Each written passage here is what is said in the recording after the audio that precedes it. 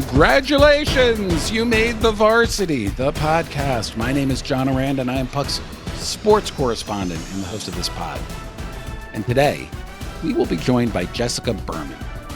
Jessica has been commissioner of the NWSL, that's the Professional Women's Soccer League, for almost 4 years now.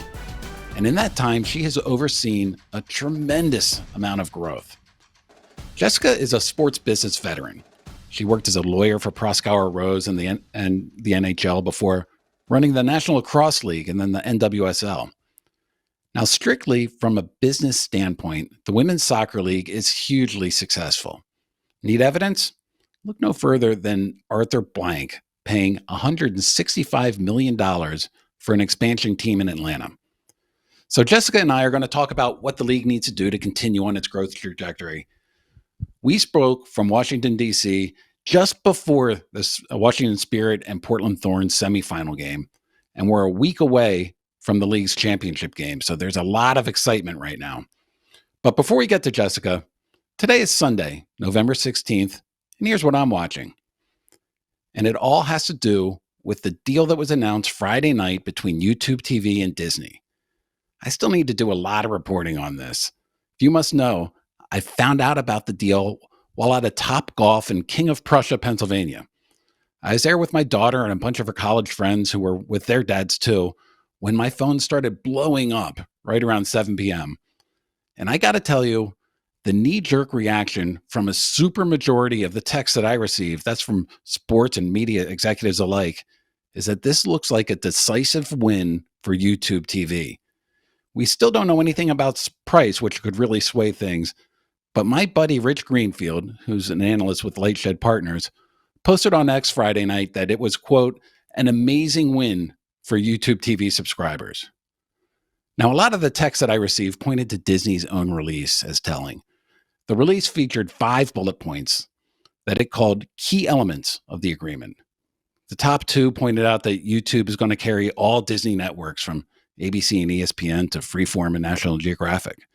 Plus, YouTube is going to make ESPN's new app available to all YouTube TV subscribers at no added cost. Those are basic parts of every deal that Disney has made over the past 2 years. No surprises there.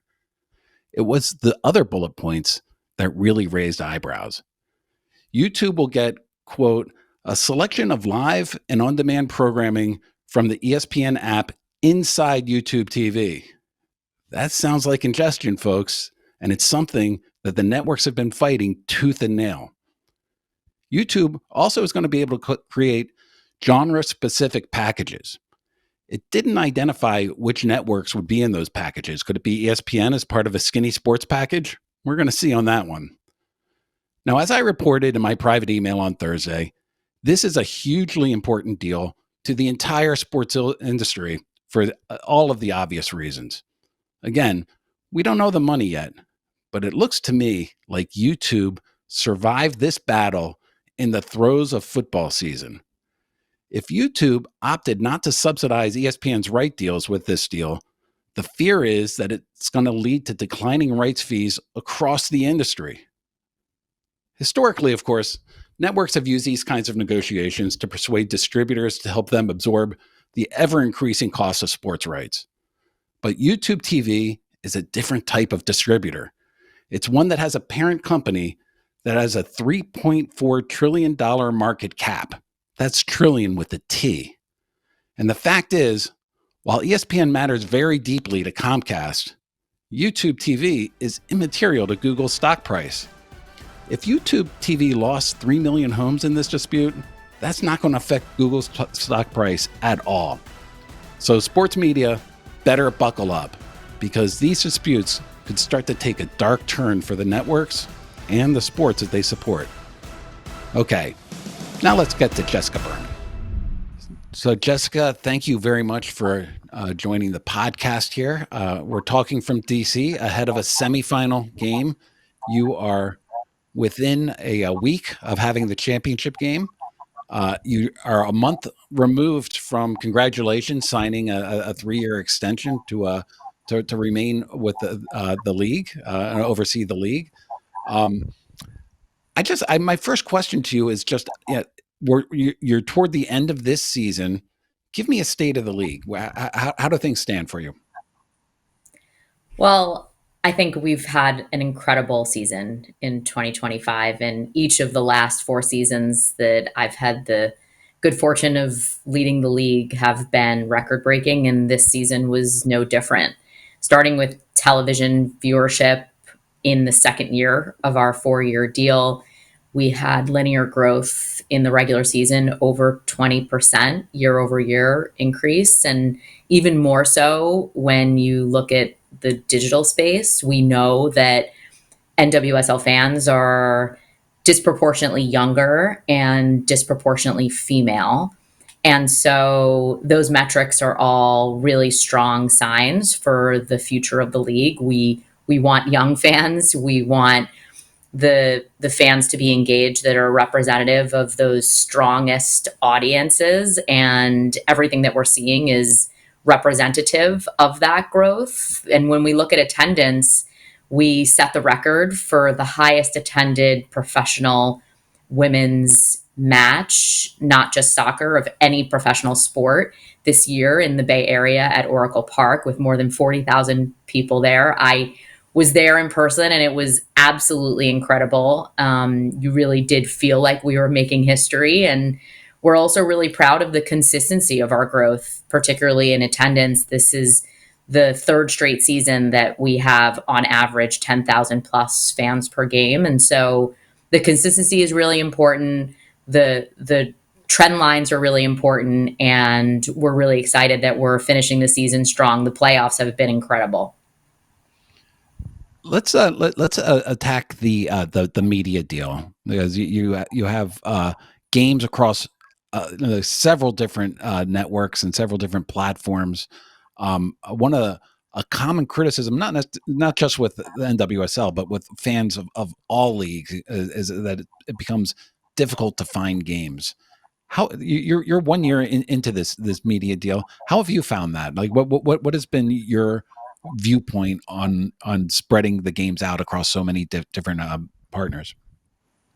Well, I think it's a fair discussion to have. And it is, as you said, not unique to the NWSL. When you look at the landscape of sports media and where people consume content, there is more optionality, which in some ways is great. The challenge with that is that it's hard to figure out what to watch and where to watch. And there's so much choice in different streaming platforms and different channels and packages. And that's something that I think all live rights holders, including the NWSL, all sports properties, are trying to lean into. And for us in particular, as a high growth property, as a challenger property, as a league that really wants to put ourselves in front of people who might not otherwise have had the opportunity to see or know of the NWSL, it's a huge growth opportunity. And we try to do everything we can to mitigate the unintended consequences of that by telling our fans exactly where, when, and how to watch. We did make the decision, even though we have multiple partners, not to put our games behind a paywall. We did not want to create friction or a barrier for our avid fans, our current fans, to come along with us. But I think our fan base is pretty incredible. They really do believe and understand that we want to force multiply the number of people who love and appreciate women's professional soccer. And in order to do that, we have to be everywhere. We have to be ubiquitous with the places and spaces where people consume content. And so it's part of our journey of growth. And we're bringing our fans along with us on that journey. Correct me if I'm wrong. You have 2 more years left on your media deals. When do you start negotiating the new ones? And what have you learned from the current media deals that's going to sort of inform you as you move on to these new ones?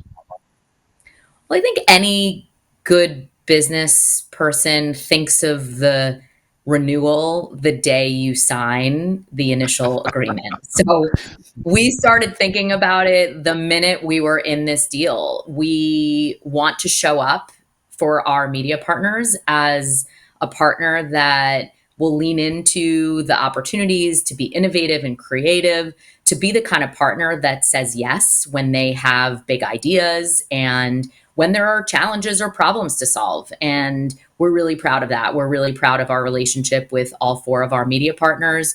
We really think it's important to facilitate their collaboration and connectivity. And, thinking back to the announcement of our deal in November of 2023, I remember sitting on stage at the championship and sitting side by side with each of ESPN, Amazon, CBS, and Scripps Ion. And I don't think that had happened in the history of sports. We really viewed ourselves as a catalyst to bring the industry together because we all are partners. Essentially, we are in a five-way partnership, and the rising tide will lift all boats. And so, with that in mind, we've been working on the next media deal from the minute we signed, which was essentially November of 2023.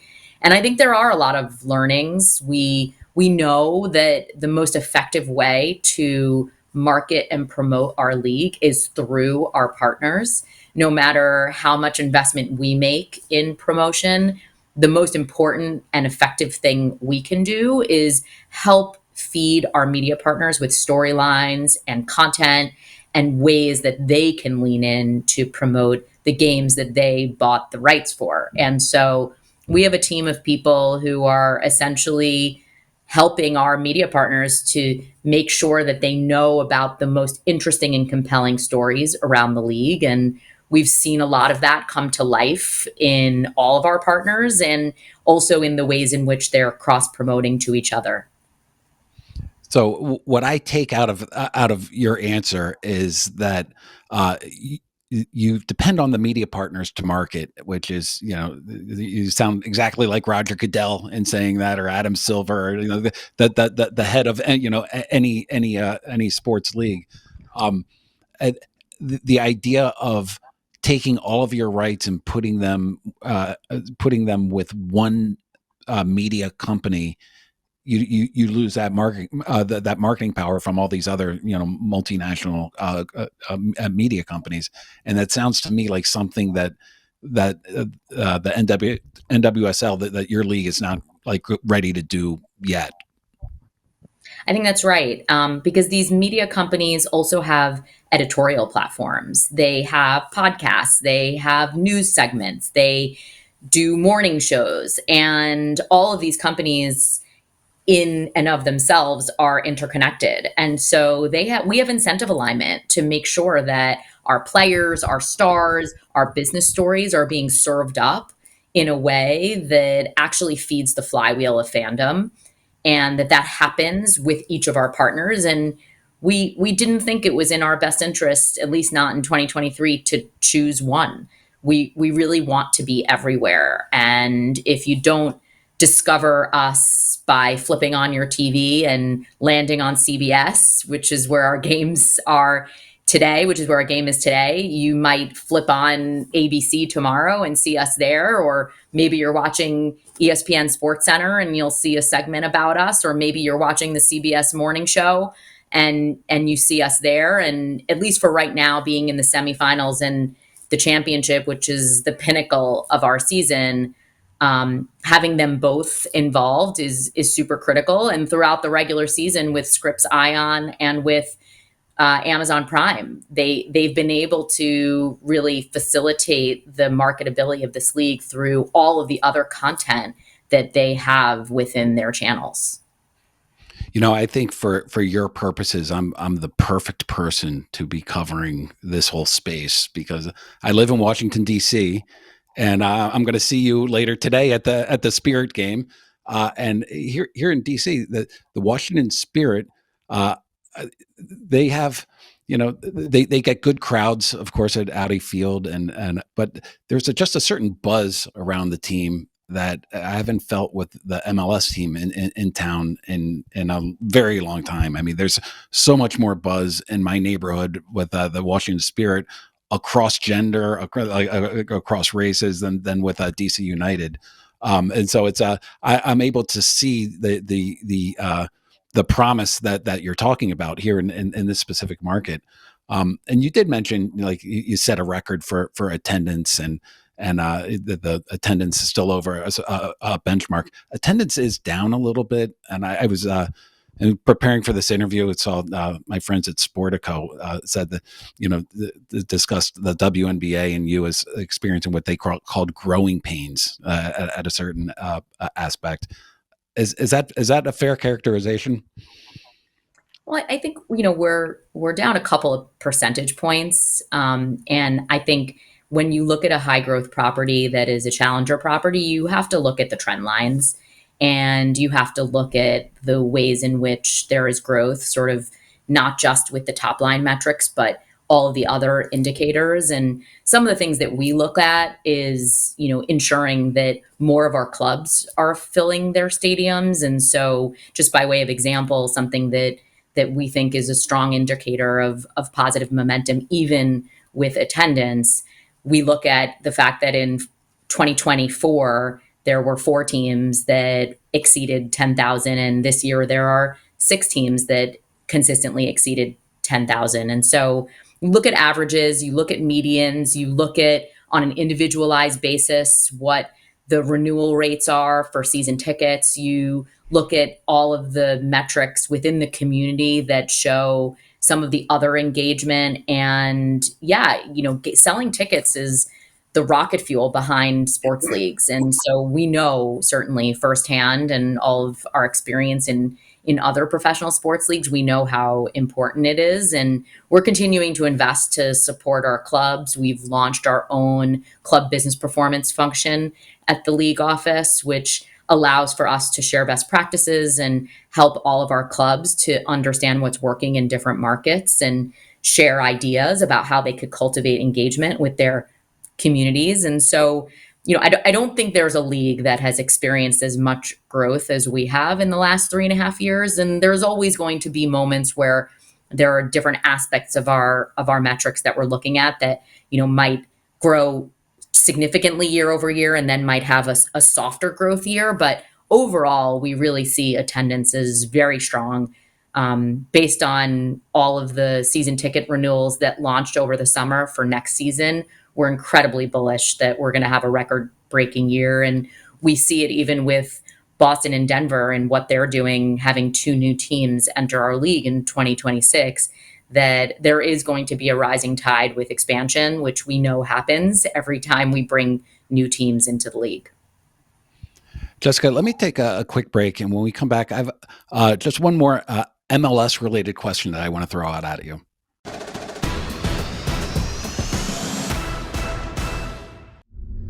Just recently, MLS decided to change its schedule to mirror what they're doing over in Europe. So they're playing games basically through the winter. Have you given any thought to that?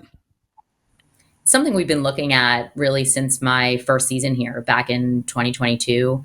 And I think it's something that MLS has been analyzing for more than a decade. I think the soccer landscape is complicated. I spent most of my career working in other sports, as you know, and consider myself a newcomer to the global Cold football weather world. sports at that, Jessica, the NHL. Yes, Yes. yes. Although they were all indoors. This is the first sport I've worked in that is outdoors, and the weather and climate is an element that isn't really one that we have to worry about as much when you play indoors in an arena as my sports have in hockey and lacrosse, indoor lacrosse.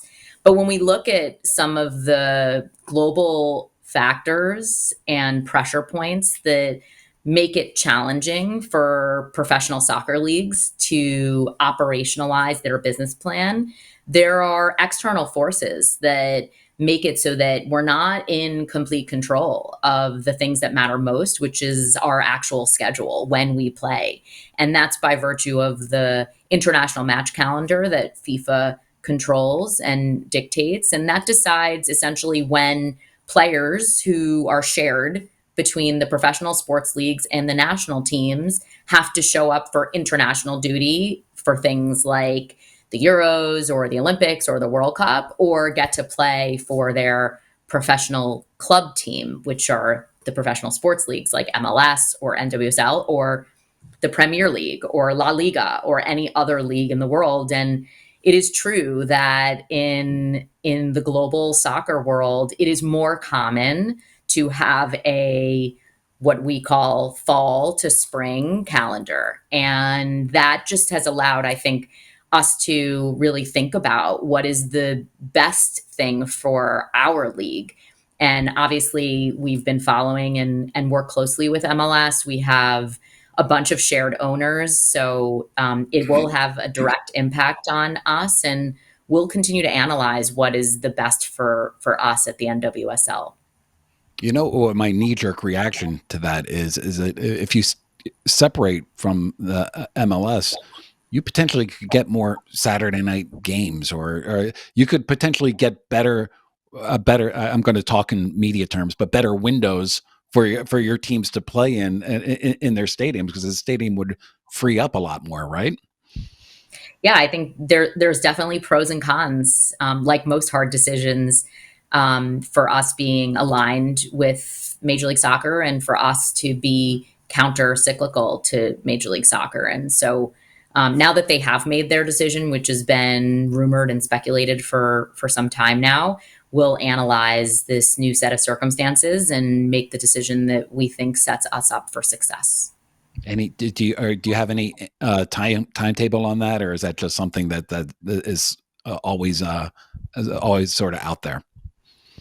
Well, I think given how important it is, it's probably always something that we're monitoring, but we are focusing on it in the what I would say short to medium term, particularly given this change from MLS. We do have to think strategically about our schedule process, and we share a lot of buildings with Major League Soccer. So how and when we're going to be able to get availability in order to make a strategic schedule, both with our teams and with our media partners, is going to be really important. And that work is underway. Jessica, you have overseen really such a tremendous growth in the NWSL. It's the main reason why there was no pushback to having you re-up for 3 more years. How do you continue to grow? Like where and how beyond a sort of expansion and adding new teams do you see the NWSL growing? Well, I definitely, as you said, there's definitely expansion on the horizon. And we had a big announcement this month with Atlanta coming into the NWSL for Team 17 in 2028. But we also know that the media deals that we signed back in 2023 were for 4 years. So that brings us from 24, 25, 26, and 27. So our next media deal is just around the corner. And where and when and how our current and prospective fans can watch our games is the most important decision that we make at the league office. And so that's going to be a huge moment for us, and all eyes and attention and strategic work is on making sure that we are set up for success as we go into those discussions. And we feel like there's tremendous momentum and tailwinds, not just by virtue of the success we've had in just 3 short years, but also when you look at the momentum of soccer globally and in this country specifically. We're going to have the Men's World Cup here in 2026.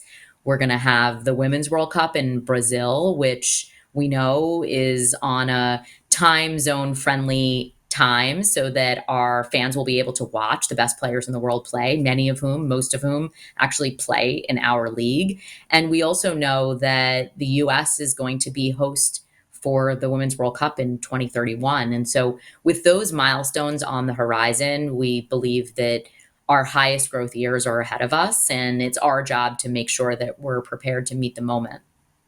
How do you plan to work with the Men's World Cup? I was actually, I don't want to sound naive, but I was surprised to hear you mention the Men's World Cup over I know chronologically it comes first, but over the women's in Brazil and then in the United States.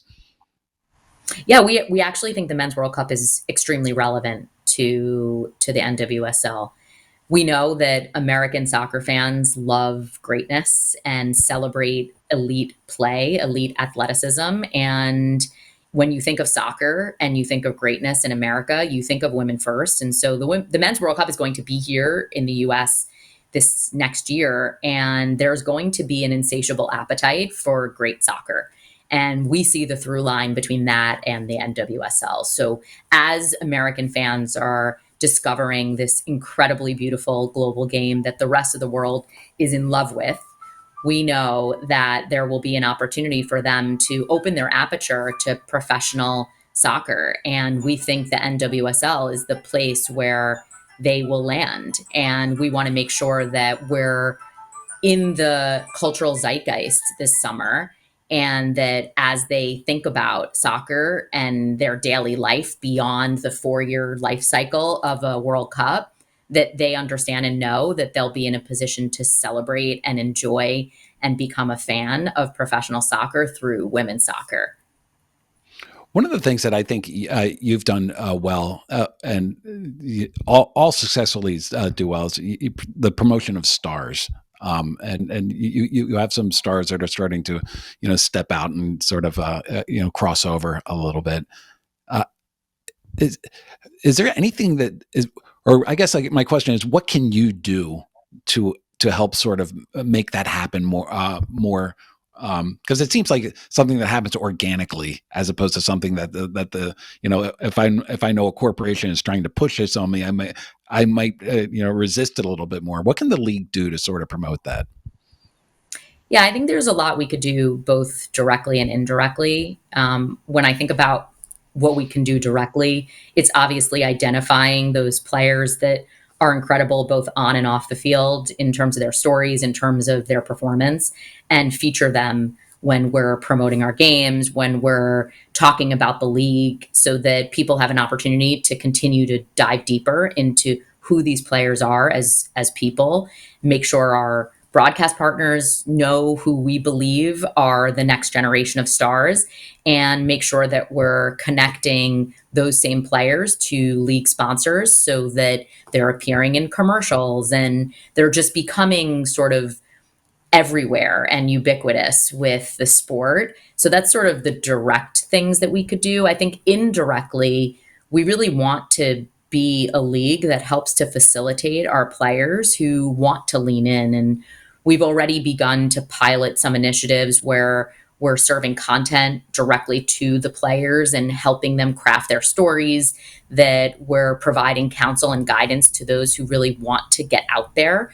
That's a choice, by the way. Not every player is interested in doing that stuff off the field, and that's okay. But for the ones who raise their hand and say, we see the value, or I see the value in ensuring that I am the face of my team, or I want to be one of the faces of this league, we want to meet them at that moment and make sure that they have the tools and the resources and the confidence to know that we're behind them, and that we can help to facilitate that and make sure that they understand the guardrails and that there are safety mechanisms in place for them, because we also know that when you put yourself out there, that it comes with some challenges, and it's our job to make sure that they understand and know that, and make an informed choice, but then also know that we'll support them if there are challenges. Jessica, let me take one more quick break. I want to come back. I do want to talk a lot about this expansion and sort of how you pick new markets to enter into.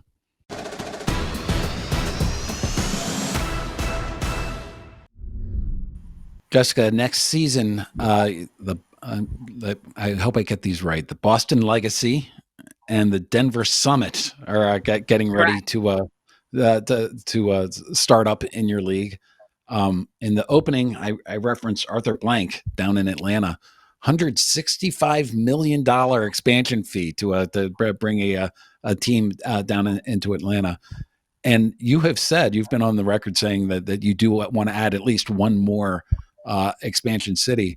What do you look for in terms of cities to expand to? There's really three things that we look at. The first is ownership, and I think when you look at the most recent decision we made to bring in Arthur Blank, there's no question that ownership group, led by Arthur, is best in class. Everything that they touch turns to gold. I said they have the Midas touch, And we want to be affiliated with that, and we want them affiliated with our league. So ownership, both the financial wherewithal as well as their willingness to invest in values alignment, being there for the right reasons and believing in the long-term growth of this league. So that's sort of the first criteria. Second criteria is to look at the infrastructure. So we look at their plans for a training facility, and we look at their plans for their stadium. We want to make sure that it meets the standards of the players in our league, and that meets our standards of being the best league in the world. It's hard to imagine a situation where an ownership group wouldn't be building a purpose-built training facility. And of course, that's what's happening in Boston, Denver, and Atlanta. And these athletes deserve the same tools, resources, professionalism in terms of support for their training that male athletes have. And we're really focused on that when we examine expansion opportunities. And then the third is the market. So when we look at a market, we look at the size of the DMA, we look at how they respond to women's sports, or sometimes if there has been the U.S. women's national team playing in that market, have they been able to sell tickets? Is there interest from the market? What does the soccer landscape look like? Does the demographic footprint of the market align with what we see as the demographics of the NWSL? And in this case, in Atlanta, there's no question. There's strong alignment. We know that it's a soccer powerhouse of a market. We know that Arthur Blank not only brought in Atlanta United, which many people would say changed the future of Major League Soccer, but he also invested in building the National Training Center for U.S. Soccer just outside of Atlanta. And as they have described it, bringing an NWSL team to that market completes their soccer investment story locally in Atlanta and in the state of Georgia. So we're really excited to be part of that story. We're excited about the excellence that we know Arthur and his team are going to bring to the way that they launch their team. And we do always see that the rising tide lift all boats, and that expansion is a vehicle for that. And so everything that they do is, I believe, going to set records. Do you have a timetable for adding another team for because which I believe is going to be the 18th team, right? Yeah, it'll be Team 18. They'll enter the league in 2028, and we have some time.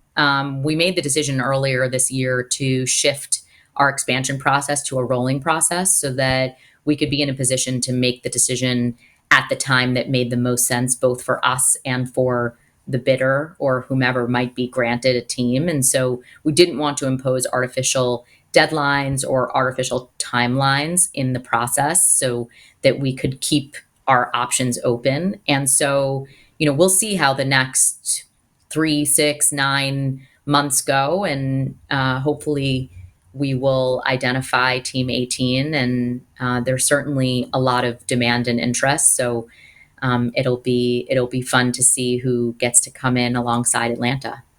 There is a lot of interest in that. Yeah, you referenced this earlier about attendance with the new teams in Boston and Denver.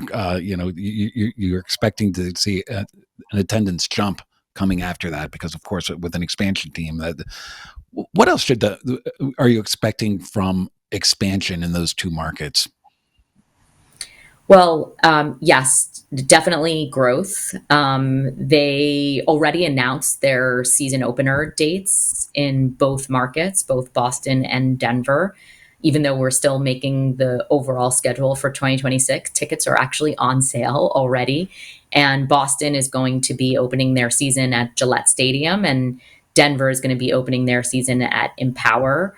And those are big stadiums. And so we wanted to give them an extra runway to get tickets sold and to get in market. And Although I don't think I have permission to share where they're at in terms of the number of tickets sold. They're definitely on track to break records, and You're we're really smiling as excited. you say this, so I would assume that they're Yeah, doing very really, well. Yeah.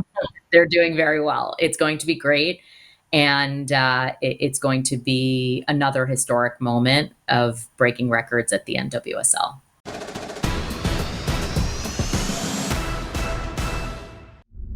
The NBA, MLB, the NFL certainly. That this is going to be a question about sports betting and some of the problems that have not affected the NWSL yet, at least, but certainly has affected some of these other leagues. How do you approach sports betting? Like, what do you think needs to be done to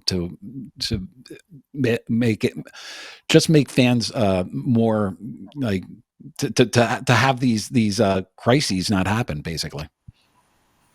Yeah. Well, I feel old when I say this, but I feel like I've seen the sports betting landscape come full circle. I worked closely with Commissioner Bettman at the NHL early days when sports betting was completely prohibited under federal law in through PASPA, and there were a ton of cautionary tales about what would happen if sports betting became legal. And obviously, PASPA was overturned, and sports betting became legalized on a state by state basis, so not regulated at the federal level. And each state, of course, takes a different approach depending on their risk tolerance. And I think what we've seen is, the pendulum has definitely swung. There's a ton of commercial and promotional opportunities with sports betting. We know that even if you just look at fantasy and other gamification mechanisms for the game that really give fans an opportunity to be an active participant in the way they know and understand the games and the teams and the players. And so there's huge value in that, including through sports betting. But we also know that there need to be guardrails. There need to be thought around risk mitigation. There needs to be strong education with the players, and there need to be safety mechanisms in place to protect the integrity of the game. And I'm confident that the leagues together, and a lot of us do work closely together, will figure out how to navigate this and make sure that that balance is struck appropriately. I interviewed Adam Silver a couple of weeks ago, and he referenced potential scandals as something that keeps him awake at night. Would you describe it the same way? Of course, Yeah. it's part of Nobody the ever job. disagrees with Adam Silver. It's incredible. No, no, he's an iconic leader, and I feel so lucky that I can look to him for guidance along the way. He's done an incredible job with the growth of the NBA, and I think for all of us who are in this seat, the commissioner's seat, scandals or crises are the things you try to prepare for. You would think in most situations, I think most often, because the industry has been around for more than 100 years, you sort of know the steps you need to take to be best prepared, and then you do the best you can with the information you have to navigate the crises when they arise. But certainly, it is one of the things that make this job pretty challenging and sometimes unpredictable.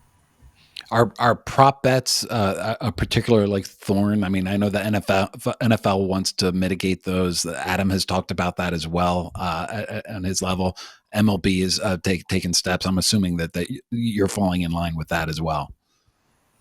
Yeah, for sure. And what I would say about sports betting generally is that this is an area where we're really just at the infancy as it relates to the NWSL and women's soccer.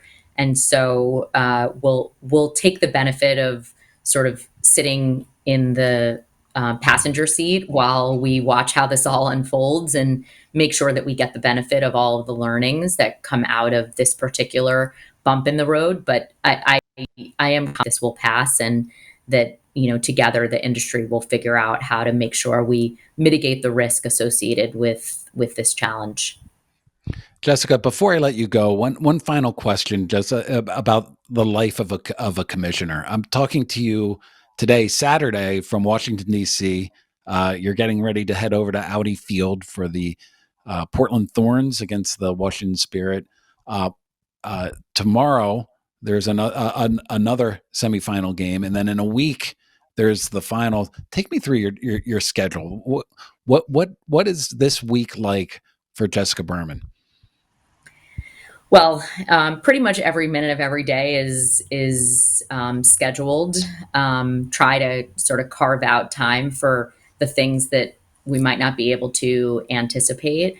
Meeting with all of our key partners, broadcast partners, our sponsors, making sure that our teams that are competing have the support that they need, making sure league staff are getting the guidance they need for all of the tentpole events that are going to be set up next week in San Jose and in the Bay Area, to make sure that we show up for our Super Bowl moment as the best league in the world, which we believe we are, and making sure that we're all in the right headspace to make all the best decisions in the moment when unanticipated challenges come up. So it's really just making sure I'm here to support the ecosystem, support the team, and finish the season strong. And championship week, it's a full week in the Bay Area. Are you prepared for that? I'm ready for it. I have my eyes set on Thanksgiving, where I'll probably take multiple naps. But the last couple of weeks has been sort of nonstop. I think I joked to you earlier, John, that instead of storm chasing, I'm playoff chasing. I've been on the road for most of the month, but this is the fun part of my job, and just to be there in the building. Last weekend, in the quarterfinals, I was able to be in person for 3 out of the 4 games, and 3 of the 4 games went into overtime, and 3 of the 4 games were sold out. And to be in the building with the energy both on and off the pitch is honestly, it's the moment where we feel like we're doing something right. And hopefully, for everyone who's been part of building this league over the last few years, we can all, while we're working really hard, take a minute to celebrate and really reflect on how far we've come, but not celebrate for too long, because we have a lot of work to do. Jessica, I enjoy talking with you every time we get together. Thank you so much for joining on a Saturday morning, and good luck with the next couple of weeks. Thank you so much. Excited to see you later.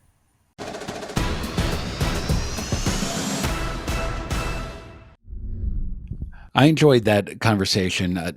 Jessica is somebody who, as I've said, oversaw tremendous growth at the NWSL, was rewarded with a 3-year contract. And if you take anything out of this interview, just go back to like how she talks about growth still. Like the league is still in growth mode, and Jessica's the one to oversee it. And it comes from expansion, it comes from TV deals, and it just comes from putting a really good product on the field.